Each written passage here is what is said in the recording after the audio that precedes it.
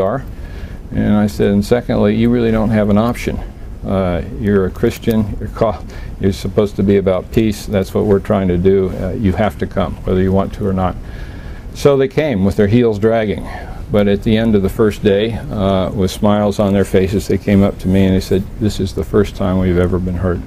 By the third day, you had prominent Muslim spokesmen openly articulating the need to address some of these problems.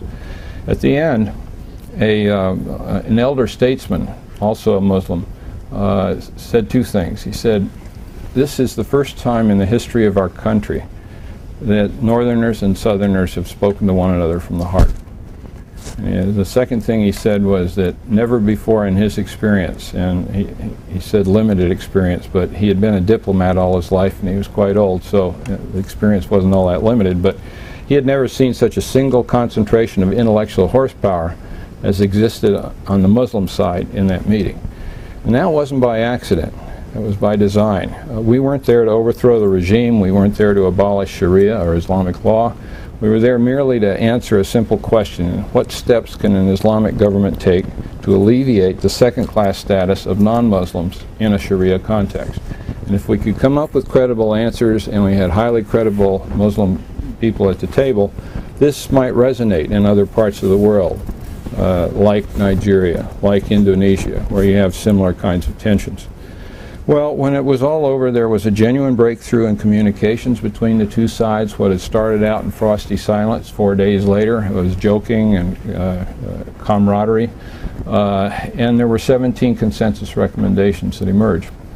Now, when you ask yourself, why was this meeting so successful when the wounds ran so deep?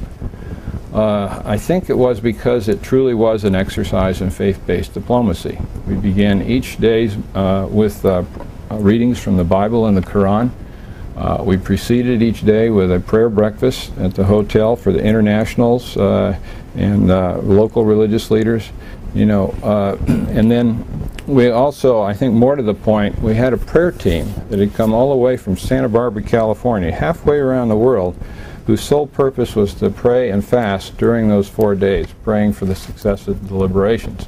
So as these deliberations were taking place, you'd see these folks come in quietly on the from the sidelines from time to time, trying to sit down and figure out what needed praying for and going out and praying. And when my vice president for dispute resolution training called me with this idea of bringing a prayer team and asked me what I thought, I said, I think it's a brilliant idea. I can't imagine that people who pray 5 times daily are going to get upset if we bring a prayer team. And they didn't. In fact, all of these ingredients help people to rise above themselves. And while the Christians bared their grievances just as forthrightly as one would hope for, it was all done in a cordial tone. The whole meeting, the whole 4 days was very cordial, and despite these wounds. And I think that was in itself a minor miracle.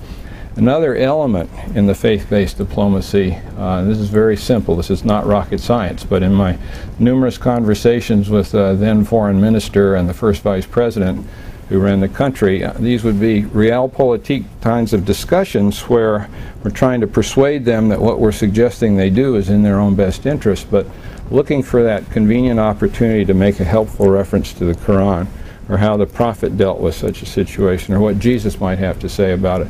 And they really opened up. I've never seen a Muslim not open up when you integrate your faith into the discussion, because this is what they're all about. Of the consensus recommendations that emerged, I'll just cite one. It took us a couple of years to put it in place after it was recommended. And we learned a lesson in that, and that is that when you are attempting to do something from the top down, as we were, make sure that you think about the second and third tier decision makers, because we go over there. I've been to Sudan 17 times, and each time we were over there, we'd move the ball down the field, but the instant we left, things froze. We didn't have the resources to be able to have someone on scene all the time. And what was happening is, if the second and third tier decision makers aren't with you, and in this case they thought that what we were doing was probably going to be at their expense, helping the Christians at the Muslims' expense, and when in fact it was really about helping both. they tried to sabotage it. So we had to end run all of that, and it took us twice as long as it should have to get this council in place. But the council, once it did take hold, within the first few months, it had achieved more in the way of practical, concrete measures helping non-Muslims in that society than the churches had been able to do working by themselves for the previous 10 years. Now, one of the reasons that it was so successful was because of the leadership that we had. It took me 5 months to get the regime to agree to accept as a leader of this independent body. You have to remember, this is an Islamic dictatorship, so you just have so much freedom of movement, and the government has to sanction these things. And so not only did they agree to the formation of an independent body, part of whose mandate was to hold the government accountable for its religious policies, but they agreed to leadership on the Muslim side, who had been a constant thorn in their side ever since they'd taken over in a coup back in '89. He himself had been a pioneer of the Islamic movement, but once they did that, he said that was the wrong way to assume power, and had been a constant critic, has a weekly column in the papers, and he's always chastising the government, and he's the only one who can criticize the president by name and not end up in jail. So quite a formidable character. But beyond all that, the regime agreed to take seriously the recommendations of the council, and to their credit, Darfur notwithstanding, which is a Muslim-on-Muslim situation, they've honored that agreement thus far to the tune of more than $500,000 in land and funding to permit the building of new churches, and also to provide restitution for the past seizure of church properties. Well, that's kind of one example. The next one I'd like to move on to is Pakistan, where we've been on the ground for almost 4 years now, reforming the madrasas, the religious schools, if you will, including those that gave birth to the Taliban. These religious schools have quite an illustrious history, which I think most of us are probably not mindful of. But back in the Middle Ages, they were the absolute peaks of learning excellence in the world at the time.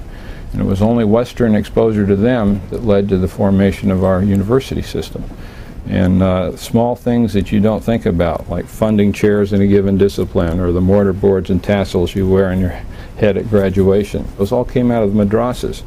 And unfortunately, over the passage of time, and particularly under the impact of colonialism, they sought to divest themselves of all disciplines that they identified with the West, that they could identify with the West. And so today you have the vast majority of them that are simply relegated to rote memorization of the Quran and the study of Islamic principles. What we have been, our two goals there have been to expand the curriculums to include the physical and social sciences, but with a particular emphasis, a very strong emphasis on human rights, particularly women's rights, and religious tolerance. And more importantly, the second goal has been to transform the pedagogy. And why that's so important, we want to transform it in order to create critical thinking skills among the students. When we first started out, if a student so much as raised his hand in class, he could be punished for disrespect. And what happens now, though, is that these students will memorize the Quran from cover to cover. I'm sure there's even younger folks, but I've run into 12-year-olds who've got it memorized from cover to cover. But the sad part about it is that they really don't understand what it means, because they're memorizing in Arabic, their first language.